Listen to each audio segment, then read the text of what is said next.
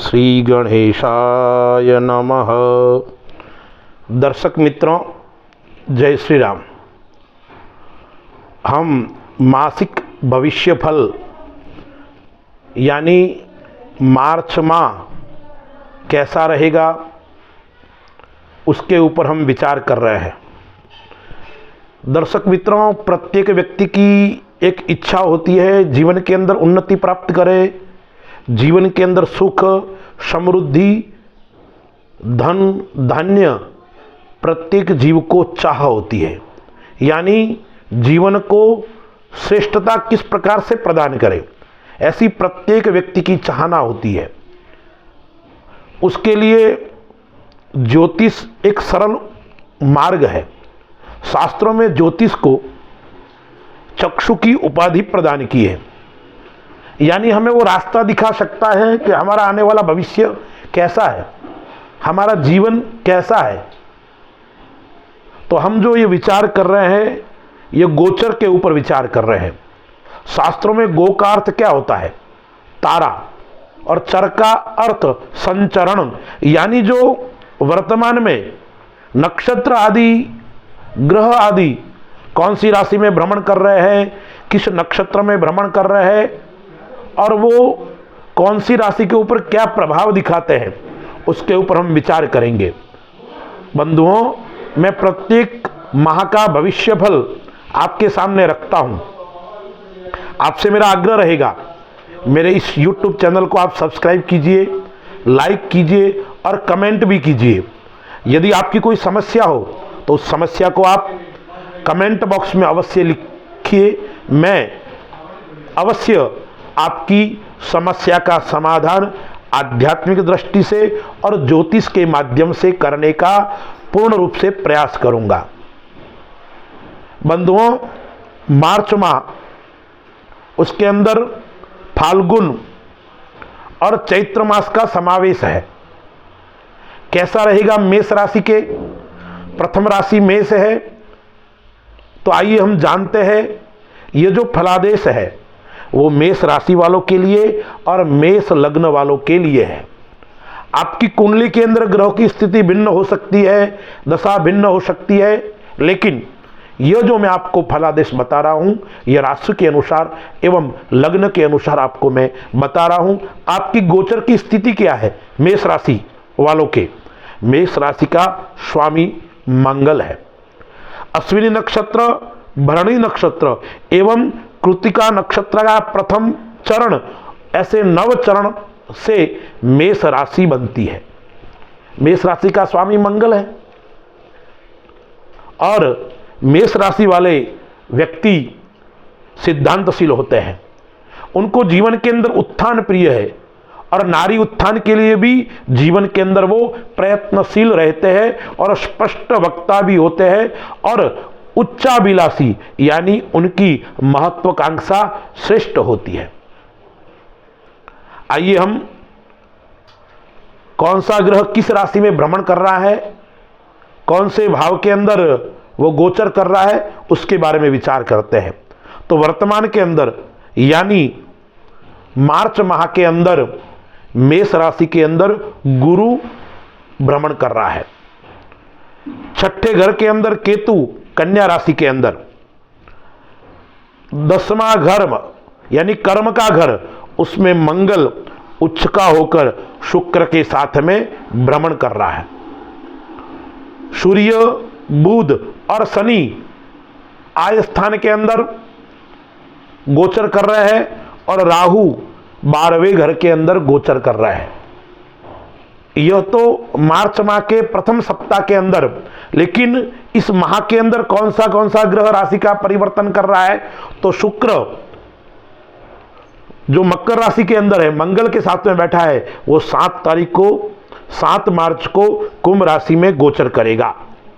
दूसरा बुध जो कुंभ राशि के अंदर सूर्य और बुध और शनि की युति है, वो भी 7 तारीख को मीन राशि के अंदर अपनी नीच राशि के अंदर भ्रमण करेगा। सूर्य जो प्रत्येक माह परिवर्तित होता है, तो 14 तारीख को सूर्य भी परिवर्तित होगा और वो मीन राशि के अंदर आएगा। और मंगल जो अपनी उच्च राशि के अंदर है, मकर राशि के अंदर है, वो भी कुंभ राशि के अंदर 15 तारीख को आएगा। यानी 4 ग्रह इस महीने के अंदर राशि परिवर्तन कर रहे हैं। तो सूर्य, शनि और जो बुध की युति है वो आगे जाने वाली है।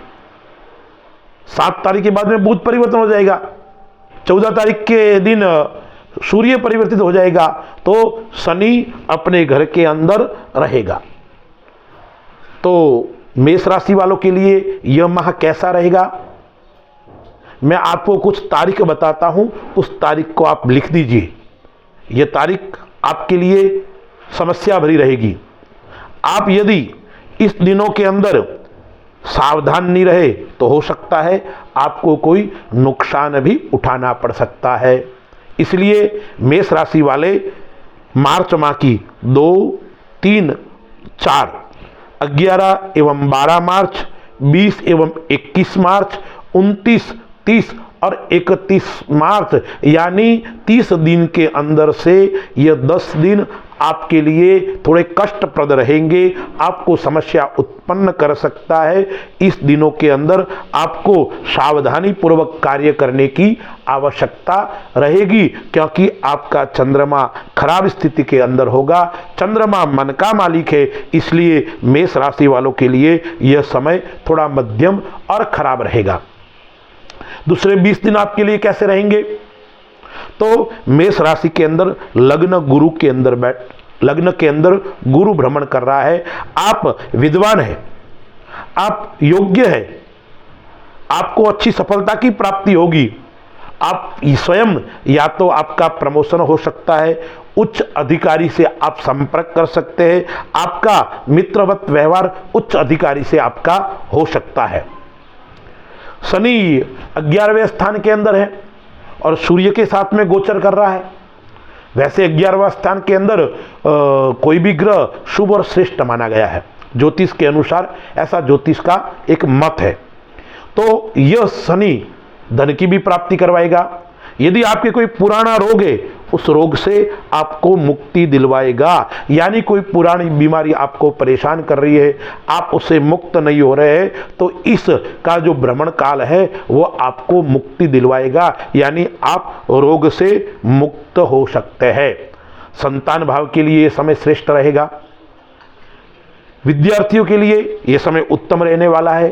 जो मेष राशि वाले जातक जो विद्यार्थी है, उन विद्यार्थियों के लिए यह समय उत्तम और श्रेष्ठ रहने वाला है। आपको यदि अच्छी नौकरी भी प्राप्त हो सकती है, आप किसी की परीक्षा दे रहे हो, उसके अंदर भी आप सफलता की प्राप्ति हो सकती है। यात्रा योग मेष राशि के वाले लिए अच्छा रहेगा। उसमें भी आपका राहु है, वो 12वें घर के अंदर है, मीन राशि के अंदर गोचर कर रहा है। चौथा, 8वां और 12वां ग्रह मध्यम यानी खराब फल देता है, ऐसा ज्योतिष शास्त्र का मत है। तो विदेश यात्रा आपके लिए अच्छी रहेगी, लेकिन आप नेत्र संबंधी रोग से परेशान रह सकते हैं। आपको ध्यान रखना पड़ेगा, सिर दर्द की बीमारी, मौसमी बीमारी, इससे आप परेशान रह सकते हैं, आपको ध्यान रखने की आवश्यकता है। अब गुरु 7वें घर को देख रहा है, तो आपके जीवन साथी से आपका श्रेष्ठ संबंध रहेगा, प्रेम रहेगा, मधुरता रहेगी, लेकिन पाचन संबंधी बीमारी भी आपको परेशान कर सकती है, यानी उदर रोग से आप परेशान रह सकते हैं। व्यापार के अंदर आपको थोड़ी उठापटक रहेगी, आपको धन की हानि हो सकती है। यदि आप किसी व्यक्ति से धन मांगते हैं, किसी को आपने उधार धन दिया है, तो वो धन आने में थोड़ी दिक्कत यानी समस्या उत्पन्न कर सकता है। इसलिए मेष राशि वाले जातकों को यह सावधानी रखने की भी आवश्यकता है। अब केतु 6ठे घर के अंदर, बुध के घर के अंदर गोचर कर रहा है।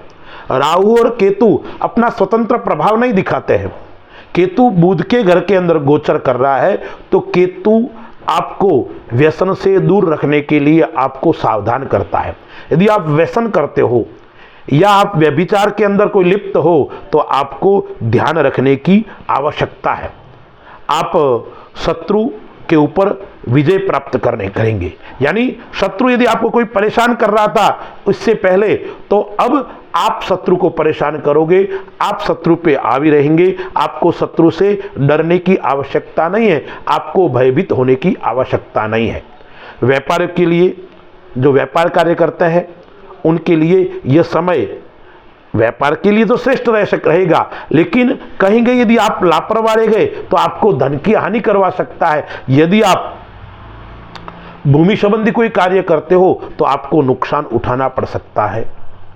आप निर्माण संबंधी कार्य करते हो, भवन आदि, तो आपको सावधानी पूर्वक करने की आवश्यकता है।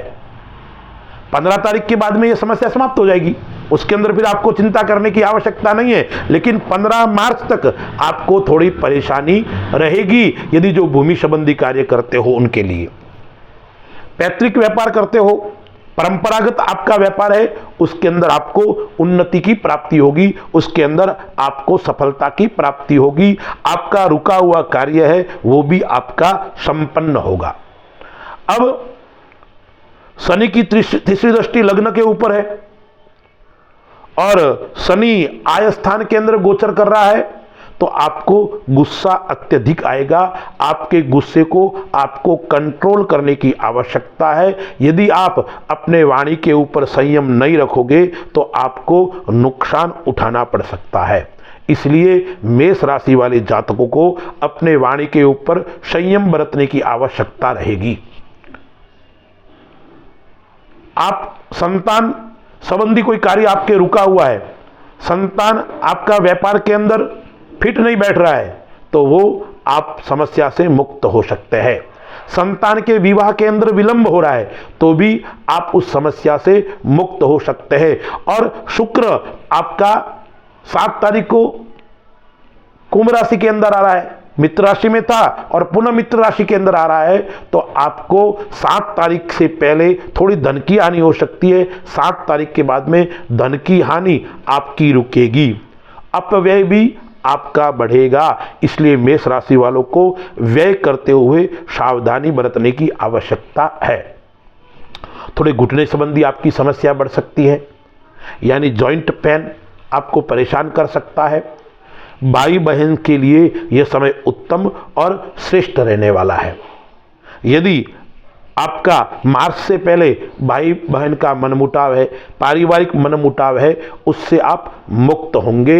इसलिए आपको अपने परिवार से मित्रवत अच्छा व्यवहार रखने की आवश्यकता है। माता सुख भी अच्छा है और पिता सुख भी आपका श्रेष्ठ और उत्तम है। अब करना क्या है मेष राशि वालों के लिए, क्योंकि इस माह के अंदर शिवरात्रि भी आ रही है जो 8 मार्च को है। इस मार्च माह के अंदर होलिका भी है 24 मार्च को। तो आप सबको, मेष राशि वाले जातकों के लिए, अपने जीवन को उन्नत बनाने के लिए शिवरात्रि को भगवान भोलेनाथ का पूजन कीजिए।